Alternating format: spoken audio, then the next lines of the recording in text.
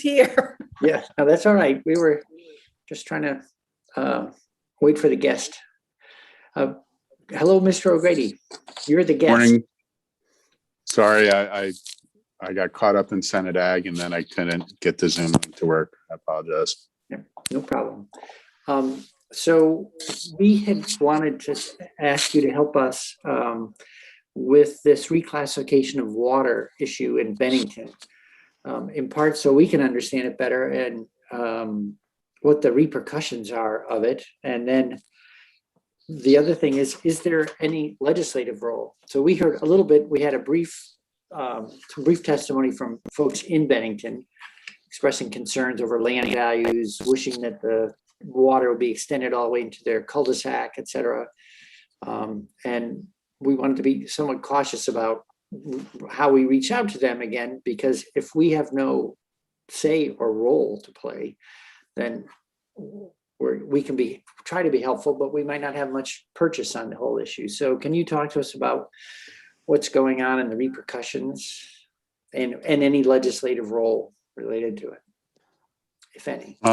Sure. So generally, in statute, the Agency of Natural Resources has the authority to classify the types of drinking water, and there are 4 types, 3 of which are suitable for public water supply, and the 4th, which is not suitable, but could be suitable for some agricultural, industrial, and commercial use, provided that the Secretary may authorize, subject to conditions, use as a source of potable water supply or other use under a reclassification order. So just because it goes to class 4 doesn't mean it can't be used as drinking water. I think that's something that you need to realize, that under statute and underneath the potable water supply and wastewater rules, a reclassification order taking this from whatever it's classified now to 4 can still authorize the use of the water as drinking water subject to conditions. So I read a little of what Senator Campion's constituents sent. It seems like they have a treatment system, and that the testing of that system has indicated that there hasn't been PFAS chemicals to be found.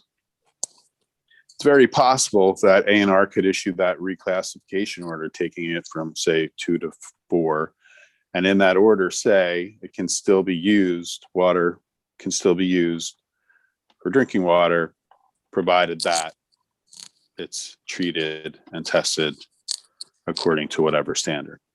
So that is something I would recommend that you discuss with A&R if that is what they are going to pursue in their reclassification order. Will it affect the value of the home?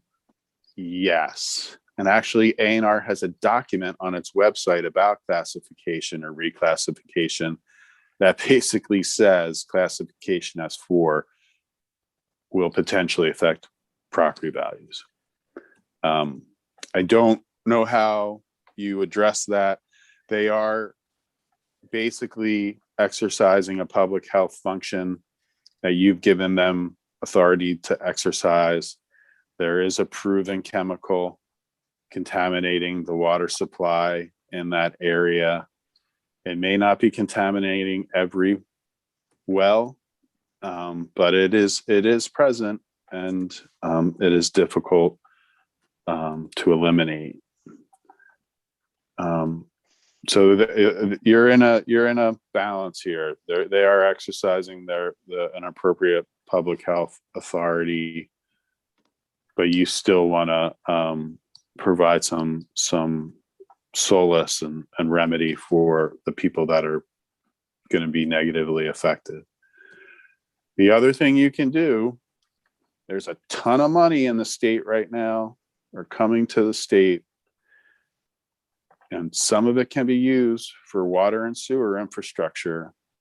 I know that the line wasn't extended because it wasn't contemplated underneath the negotiation with Saint-Gobain, but you could give Bennington some money to extend that line to those people that are not currently going to be served by it. Okay. So that's a legislative role. Do you know if the cost to date of the line extensions or the build out of the municipal water, potable water system has all been paid for by Saint-Gobain's? I don't know that. I don't know all the details about the line extension. I'm sorry. Would you ask that question again? Who's paid for the water system build out so far? State and Saint-Gobain's? You know, I think there are some state dollars that were involved. If you include the architectural designs, mapping, things like that early on. Yeah, I do remember we appropriated some early dollars for that kind of work. Okay. All right. Yeah, I think, I talked to Commissioner Walk he would have been here with us now, but he had a appointment that could not be moved, hearing that he had to be part of. I think, so getting ready for today, one of the things he discussed, which I wholeheartedly support, is they don't want 10, 20, 50 years down the line, someone doing things because we didn't very publicly flag the area as at risk and still running into the chemicals. So I get that prudence part of things, but it does seem as though that if someone, for instance, is going to be on a POET system forever, who's paying for the POET system forever? I don't know how that's been settled either. Well, that still doesn't get to the solution on that. I mean, Right. Even if they were, the solution would be, I think, making certain that people are hooked up to municipal water, and the extension of that water line, I'm guessing, is the cleanest, most direct solution. Right. Most reassuring. I mean, I can, just speaking for myself, would I want to have to count on a water purifier to protect me from PFAS out of my well? I don't know. I'd feel a lot better if I knew it was municipal water that was PFAS free. Or Bill, Mike, if all of a sudden, if that line were extended to those homes, the region, it's still classified as 4? Okay, Yes. so even if the region is classified as 4 and you're on municipal water, do we know if that also just negatively impacts home values? I mean, you could see where it would. I think that will depend, right? I think if you get the house hooked up to municipal water, and somebody says, "Oh, but this is class 4," you would say, "Well, what would you want to use the groundwater for? You have municipal water. Are you going to be engaged in agriculture or commerce that's going to somehow need the groundwater?"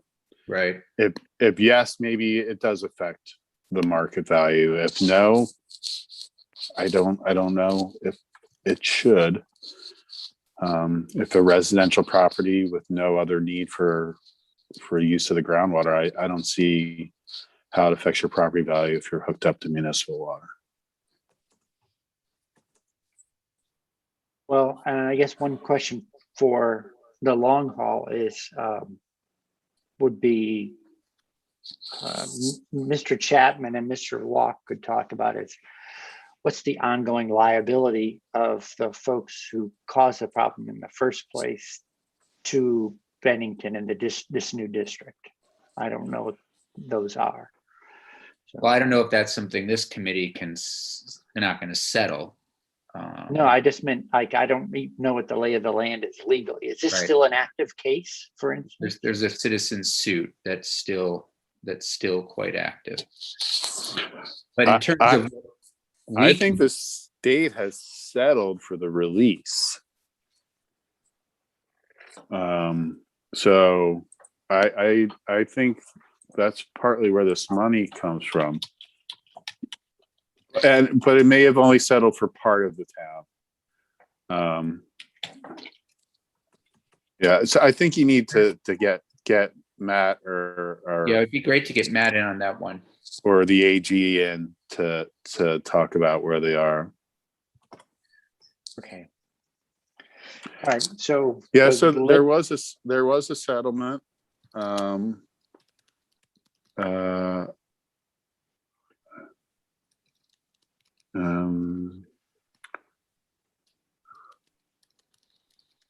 Yeah, I'm not seeing the details here. It's just the court filing saying that they settled. I'll have to get you the details. Okay. All right, so I think what we need to schedule other people back in and figure out what useful role, if any, we can play. And we'll pick it back up next week. Senator Campion, do you know, I'm not remembering, it may have been today that was the end of the comment period. But then I thought Commissioner Walk talked about extending it even further. I thought it's a good question, Mr. Chair. I thought he was going to extend it even further. I know I have a meeting with constituents tomorrow about this, and the information that Mike has provided is really helpful in terms of some options and what directions we might go in. So thank you both for that. All right.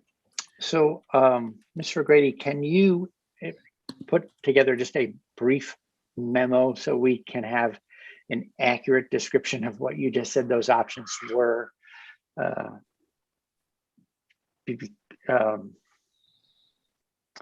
Just because when we have the other folks in, I would ask you to come back in as well. But Will do. Legal matters, and I don't want to misspeak a little. I learned on the CSO stuff that every single word in the sentence counts. So I want to get that right. Yes, I can do that. It will probably be just one page because the statutory and regulatory authority is pretty clear. Yep. That the reclassification order can allow. And then the ARPA money is pretty clear. It's there for water and sewer infrastructure. Right. And so, can you include that site on class 4 acknowledging impacting property values? Sure. It's okay. Yep. It's a little like one pager that they have on groundwater classification. Okay. All right, great. All right, well, that's it. We just wanted to check in. So that's enough to keep us moving. Any other questions for Mr. O'Grady while he's here? No, but thank you both. Okay, great. So we'll follow up next week. And we have floor in 7 minutes.